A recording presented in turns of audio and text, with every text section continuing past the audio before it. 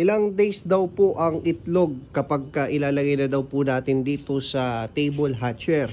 Nakikita po ninyo mga idol, ito po yung pagpuproseso namin sa pag-hatch po namin sa mga itlog po ng itik. Yung mga nakaraang video ko po mga lods, ang sinasabi ko dito, 14 days nilalagay na namin siya dito sa table hatcher.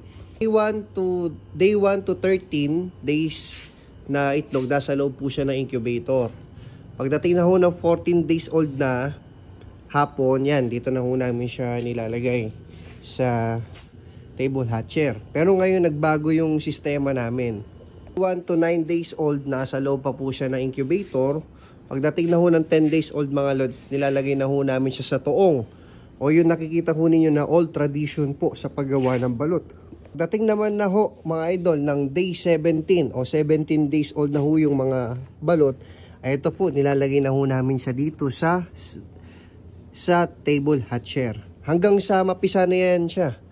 Day 28, yan. Dito na din siya mapipisa. At dito na mga idol, kinokontrol na natin yung init po ng mga itlog. Habang tumatanda kasi itong mga balot mga lods, lumalakas itong mag-init sa loob ng incubator.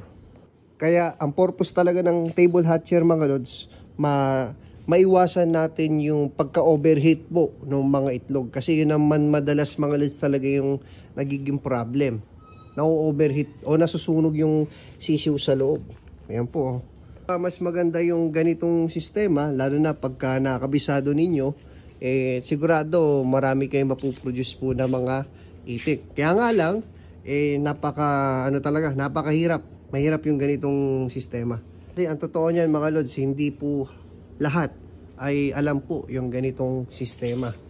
Doon po talagang mga expert na kailangan kayong i-hire para magpapisa o magseho po ng mga itlog kung gusto po ninyo ng maraming mga itik. Ayan po.